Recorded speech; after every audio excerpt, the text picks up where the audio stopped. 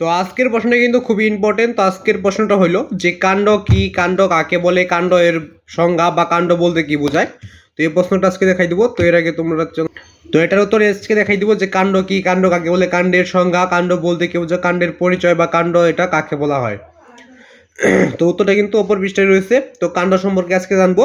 তো এই প্রশ্ন একটা প্রশ্ন কিন্তু বিভিন্নভাবে করা যায়। তো আমি এখানে 4 ভাবে লিখে নিয়েছি। তো তোমরা দেখতে পাচ্ছ কাণ্ড কাকে বলে, কাণ্ড কি, কাণ্ড এর সংজ্ঞা, কাণ্ড বলতে কি বোঝো। তো অনেকেই বলতে পারো যে আপনি উত্তরগুলো কোথায় পাচ্ছেন। তো উত্তরগুলো আমাদের ক্লাসে যেভাবে শেখানো হয়েছে ওইভাবেই তোমাদের শিখিয়ে দেই। আমরা যেভাবে শিখছি ওইভাবেই তোমাদের শিখাই দিই এবং নতুন কিছু তোমরা যেন শিখে নিতে পারো। এই কাণ্ড কাকে বলে, কাণ্ড কি, কাণ্ডের সংজ্ঞা এটা কিন্তু তোমরা উত্তরটা হয়তো বা কোথাও পাবে না। তার জন্য আমি আজকে উত্তরটা দিয়ে দিচ্ছি। তো এটা অনেকে আবার ইউটিউবে সার্চ করতে দেখলাম, তার জন্য এই ভিডিওটা করা। তো আমি এর আগে এই বিষয়ে একটা ভিডিও করছিলাম, ওটা 4 থেকে 5,000-এর মতো ভিউ হয়েছিল, তার জন্য আজকের ভিডিওটা করা আবার। তো কাণ্ড কাকে বলে, কাণ্ড কি, কাণ্ড এর সংজ্ঞা, কাণ্ড বলতে কি বোঝো, কাণ্ডের পরিচয় বা কাণ্ড এটা কাকে বলা হয়। তো কাণ্ড কোনটুকু, কাণ্ড কিন্তু একটা গাছের কাণ্ড আছে, ওই কাণ্ড কিন্তু এই কাণ্ড। যে কাণ্ড কাকে বলে, কাণ্ড কি, কাণ্ডের সংজ্ঞা, কাণ্ড বলতে কি বোঝো, কাণ্ডের পরিচয়। তো উত্তরটা অপর পৃষ্ঠায় রয়েছে, যেহেতু এই পৃষ্ঠায় আমার আর জায়গা হয় নাই, তো এইটুকুই এখানে শুধু প্রশ্নটা লেখার মতো জায়গা ছিল। তো কাণ্ড কাকে বলে, কাণ্ডের পরিচয় বা কাণ্ড কাকে বলা হয়, কাণ্ডের একটা উত্তর। তো উত্তরটা অপর পৃষ্ঠায় রয়েছে। আর আজকের প্রশ্ন নাম্বার হলো 159তম প্রশ্ন। তার মানে এর আগে আমরা আরো 158টা প্রশ্ন শিখে আসছি, ওইগুলো শিখে নেওয়ার চেষ্টা করবে। কারণ কমন প্রশ্নগুলো আমি তোমাদের দিয়ে দিই, যেগুলো কমন প্রশ্ন ওইগুলো তোমাদের মাঝে আমি তুলে ধরি। তো কমন প্রশ্ন যেগুলো আছে ওইগুলো তোমাদের জন্য তুলে ধরি, তাই তোমরা এবং সঠিক, আমার মূল টার্গেট হইলো যে তোমাদের সঠিক উত্তর দিতে হবে। তো মূল টার্গেট হলো তোমাদের সঠিক উত্তর দিতে হবে। তো আমি বর্তমানে কিন্তু কলেজ সেকেন্ড ইয়ার পড়তেছি বা ইন্টার সেকেন্ড ইয়ার। তো কাণ্ড কি, কাণ্ড কাকে বলে, কাণ্ডের সংখ্যাটা দেখার আগে তোমাদের আমি 4 থেকে 500টা সংক্ষিপ্ত প্রশ্ন দেবো। এর মধ্যে তোমাদের কমন পড়বে সৃজনশীল। তোমাদের পরীক্ষায় আসবে 11টার মধ্যে তোমার 10টাই কমন পড়বে। তো কিভাবে সম্ভব, 4 থেকে 500টা তুমি যদি সংক্ষিপ্ত প্রশ্ন শিখো তাহলেই সম্ভব।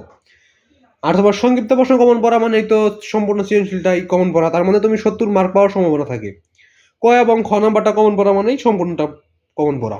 ক এবং খ তুমি সংক্ষিপ্ত প্রশ্নের মাধ্যমে দিলা, ক নাম্বারে তো একদম হুবহু সংক্ষিপ্ত প্রশ্ন, খ নাম্বারে আসবে ধরো এই কাণ্ড এটাই ব্যাখ্যা করতে বলতে পারে। তাহলে আমি যে উত্তরটা দেখাবো ওইটা লেখার পর ওই বিষয়ে আরেকটু 2 লাইন লিখে দিলেই কিন্তু হয়ে যাবে ব্যাখ্যা। এরপর রয়েছে তোমাদের ছোট বড় ওই দুটো তোমাদের সৃজনশীল জ্ঞান দিয়ে দিতে হবে। নতুন কিছু সৃষ্টি করতে হবে, নতুন কিছু তৈরি করতে হবে। সৃজনশীল মানে হলো নতুন কিছু তৈরি করা, সৃষ্টি করা। খ নাম্বারে হালকা একটু তোমাকে মেধা খাটাতে হবে এবং ছোট বড় একদম তোমার নিজের ভাবে উত্তরটা সাজাতে হবে উপরের উদ্দীপক এবং প্রশ্নের ভিত্তিতে। তো আশা করি বুঝতে পারছো। তো কাণ্ড কি, কাণ্ড কাকে বলে, কাণ্ডের সংজ্ঞা বা কাণ্ডের পরিচয় বা কাণ্ডের উত্তরটা অপর পৃষ্ঠায় রয়েছে। তো উত্তরটা দেখে নাও।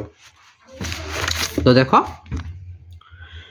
উদ্ভিদের ভ্রূণমূলক যে উৎপন্ন করে যে অঙ্গ মাটির উপরে শাখা প্রশাখা ফুল ফল ধারণ করে তাকে কাণ্ড বলে।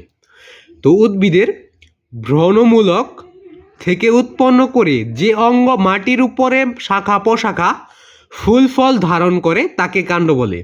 তো এটাই ছিল কাণ্ড কি, কাণ্ড কাকে বলে, কাণ্ডের পরিচয়, কাণ্ডের একটা উত্তর, কাণ্ড কাকে বলা হয়, কাণ্ডের একটা উত্তর বা কাণ্ড কাকে বলে, কাণ্ডের পরিচয়, কাণ্ডের একটা উদাহরণ, কাণ্ড কাকে বলা হয়, কাণ্ডের একটা উত্তর বা কাণ্ড কাকে বলে।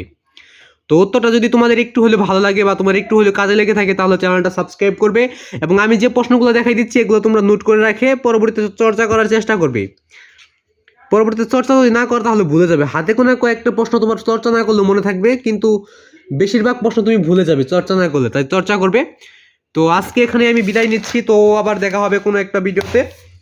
তো তার আগে তোমাদের সকলের প্রতি আমার সালাম, আসসালামু আলাইকুম। তো সবাই সালামের জবাবটা দিয়ে যাবে। তো আজকে এ পর্যন্তই।